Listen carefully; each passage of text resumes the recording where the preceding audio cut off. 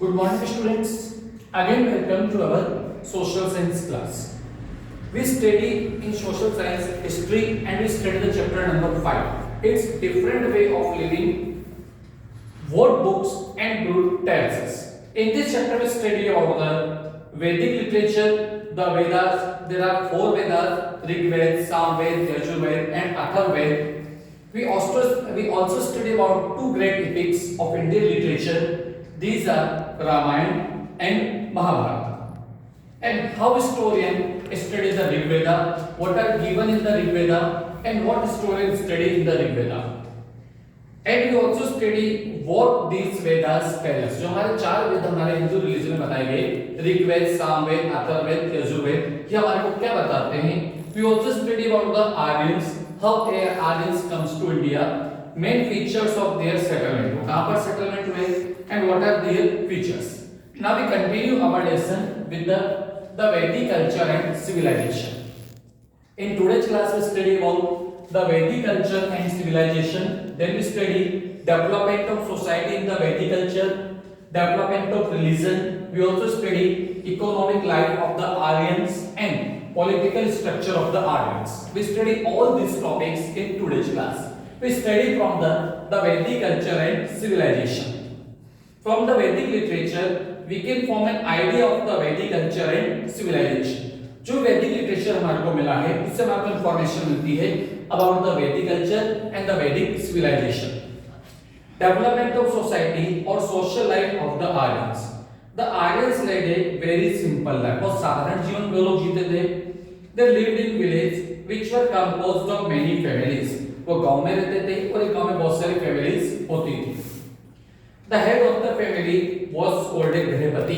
जो फैमिली का हेड है उसको क्या बोलते थे? गृहपति.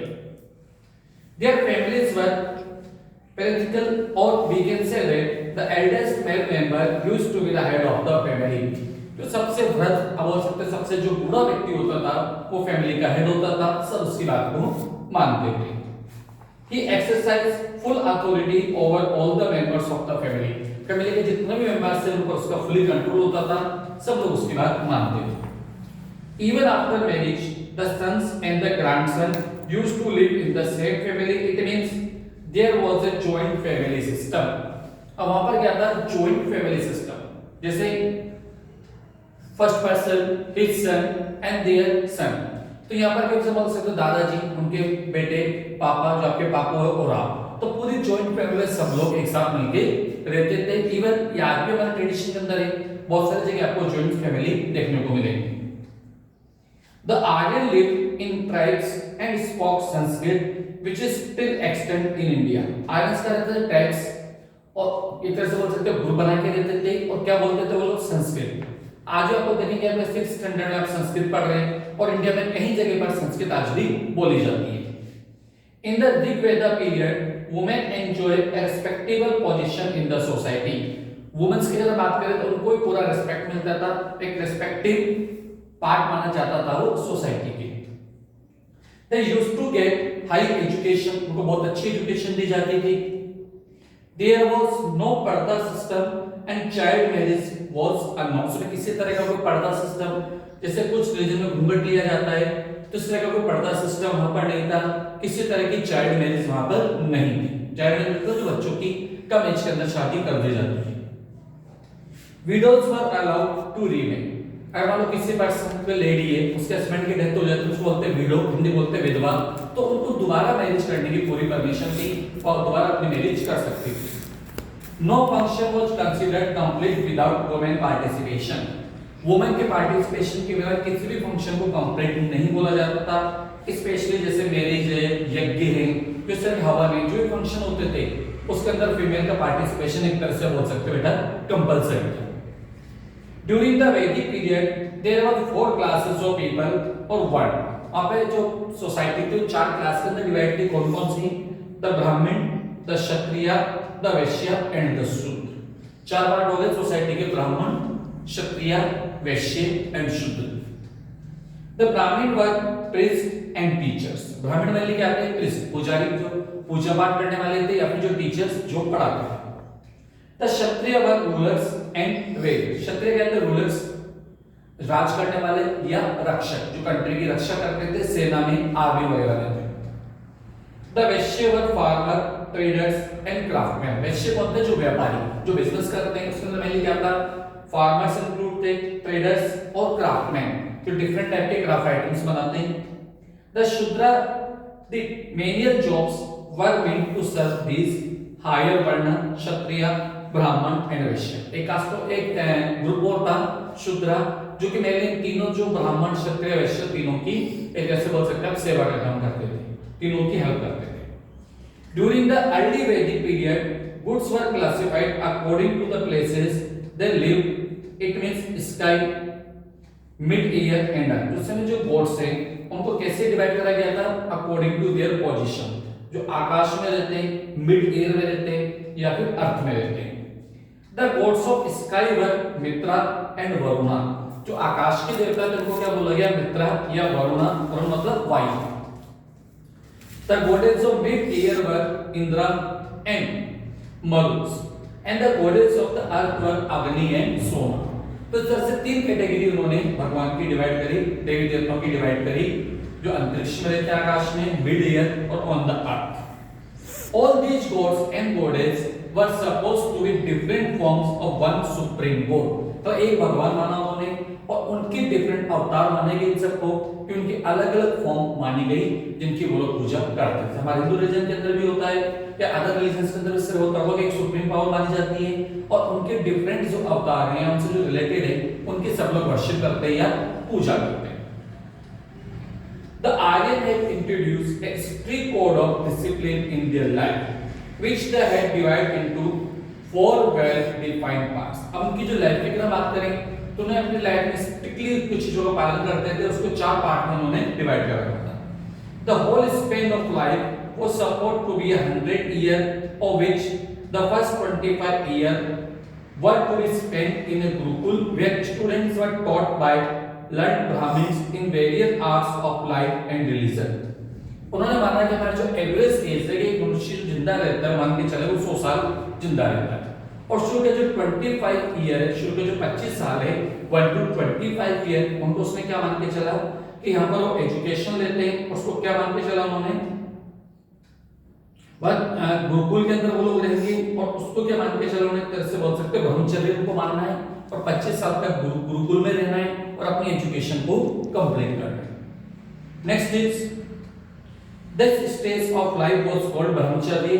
The next stage called the Grihastha ashram started when a man got married and received in a family. During this stage, he was supposed to work hard and support not only his own family but also his parents and other dependents. Second जो माना गया गृहस्थ वो था 26 year से लेकर 50 year तक, जिसमें कोई पर्सन अपनी मैरिज करता है, शादी करता है और पूरा समय अपने परिवार को देता है, उनको आगे बढ़ाने के लिए, जो पर्सन ऊपर डिपेंड्स है उनकी रिक्वायरमेंट्स को पूरा करने के लिए वो वर्क करता है। वानप्रस्थ और the age of virtual retirement from worldly life started at the age of 50, which was followed by the last stage of life called the sannyas or the stage of total unification of life, lead a life of service and preaching. अब जो उसके बाद का जो remaining उसकी life थी 50 साल के बाद, उसको 2 पार्ट में अंदर बांटा गया, वानप्रस्थ और संन्यास। ऐसा माना जाता है कि 51 से 75 ईयर तक इस तक उसके जो घर के काम है उससे धीरे धीरे वो हटने लगता है, ठीक है, और मेनली क्या करता है? प्रीचिंग और भगवान की प्रार्थना पूजा पाठ में लगता है। और 76 ईयर से लेकर 100 तक है, जब तक उनका जीवन है तब तो आप बिल्कुल वो संन्यास लेके घर गृहस्थी को पूरा छोड़ के सिर्फ भगवान की सेवा कर रहे हैं। तो इस तरह से जो पूरी लाइफ उसको 4 पार्ट के अंदर बांटा गया।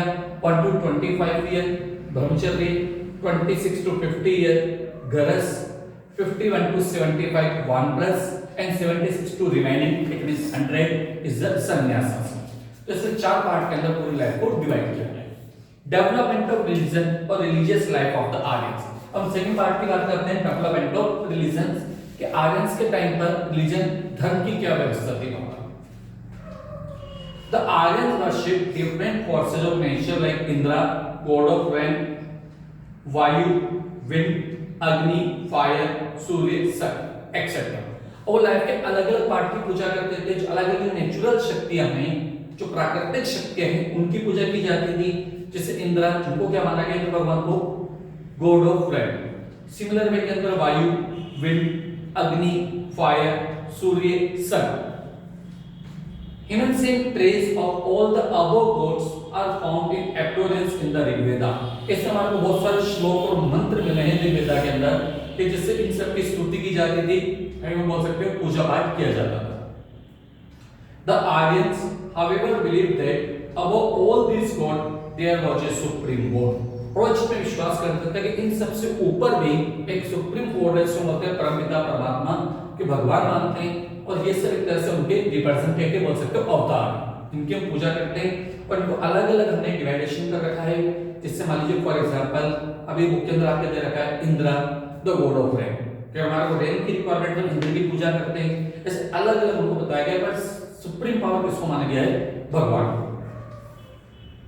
The Aryans have made no temples, nor had they made any idols। Aryans हैं, उन्होंने कोई टेम्पल्स नहीं बनाए और किसी तरह के आइडल्स, किसी तरह की मूर्ति वगैरह उन्होंने नहीं बनाई। They chanted hymns and performed their worship in the open। वो खुली जगह पर मंत्र पूजा करते थे, यज्ञ करते थे, जिससे वो अब बोल सकते हैं से अपनी प्रार्थना करते थे।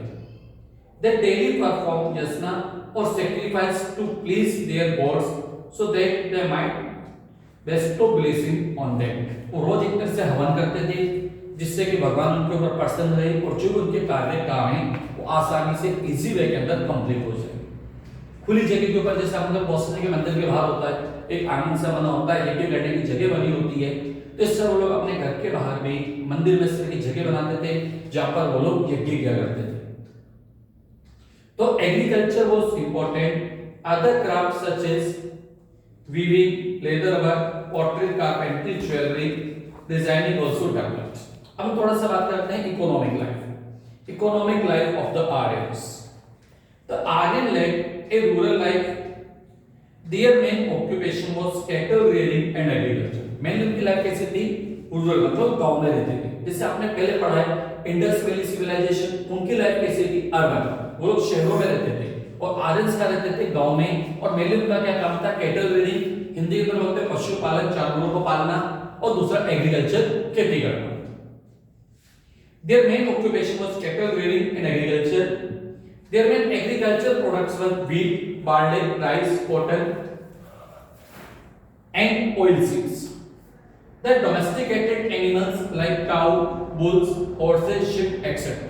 वो कौन-कौन से आप बोल सकते हो फूड क्रॉप्स पैदा करते थे? जैसे wheat, barley, rice, cotton, oilseeds। अभी भी सब बोलते हैं, आप सब जानते हैं इनको। बहुत सारे एनिमल्स को वो लोग पालते थे, जैसे cows, bulls, horses, sheep, etc.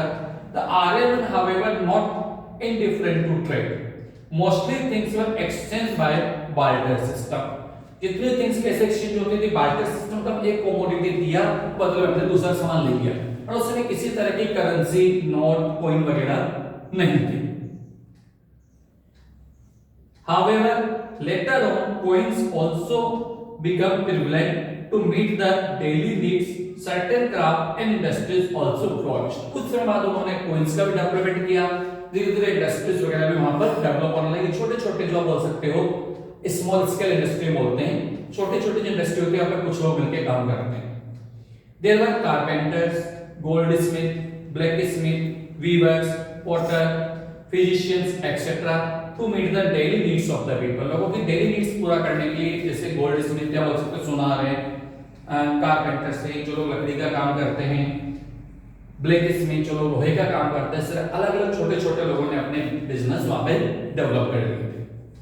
Next study political structure of the Aryans. Aryan का पॉलिटिकल स्ट्रक्चर कैसा था? The Aryan were divided into small tribes और clans which often used to fight with each other and also with the indigenous people। अब Aryans ने खुद को divide कर लिया, छोटे-छोटे पार्ट्स के अंदर डिवाइड कर लिया, और जनरली वो क्या करते थे? एक दूसरे से फाइट भी करते थे अपनी सुप्रीम पावर के लिए। Generally each tribe had its own ruler known as raja. हर ट्राइब्स का अपने रूलर होता था, उसको क्या बोलते थे? राजा। क्या बोलते थे? राजा। He was originally elected because of his bravery and wisdom, but later on kingship becomes hereditary। अब शुरू के अंदर क्या हुआ? जो लोग समझदार थे, बहादुर थे, उनको लोग चुनाव करते थे।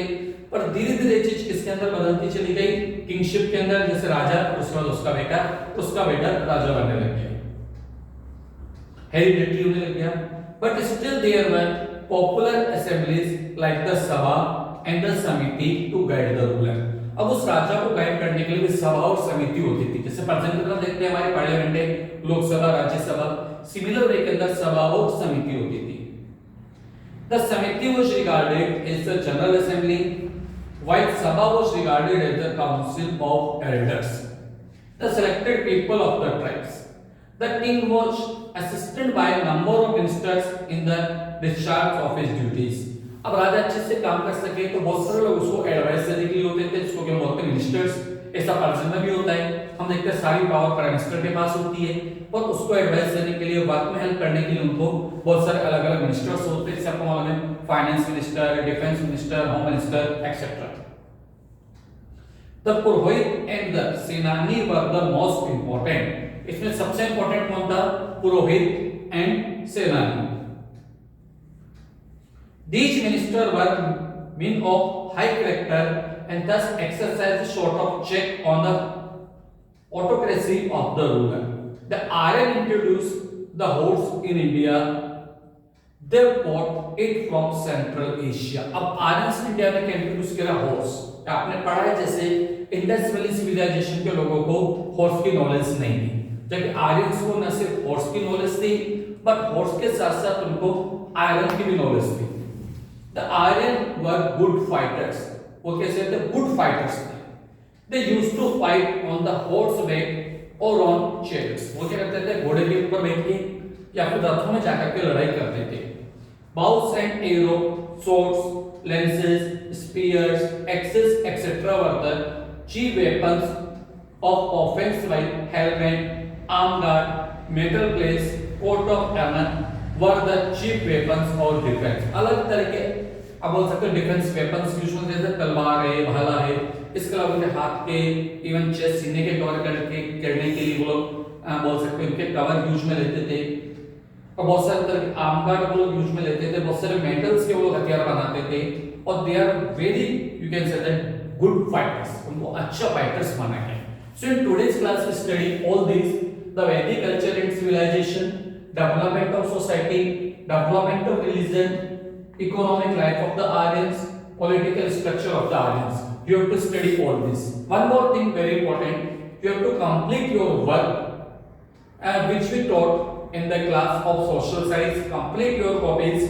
It will be checked in the month of December. 1 दिसंबर के बाद आपकी जो होमवर्क कॉपीज है वो चेक की जाएंगी। सो प्लीज बेटा, आपको जहां तक पढ़ाया गया है वहां तक आप सारा होमवर्क नोटबुक के अंदर कंप्लीट कर लेना। नोटबुक के अंदर आपको क्या करना है, मैंने आपको पहले बोला था, मेनली शॉर्ट आंसर और लॉन्ग आंसर, जबकि आपके fill in the blanks, tick the correct answer, match the following, ये सब का नोट आपकी बुक में ही करना है, जबकि जो क्वेश्चन आंसर है उसको आपकी नोटबुक में आपको कंप्लीट करना है, and it will be checked in the month of December. Okay, thank you.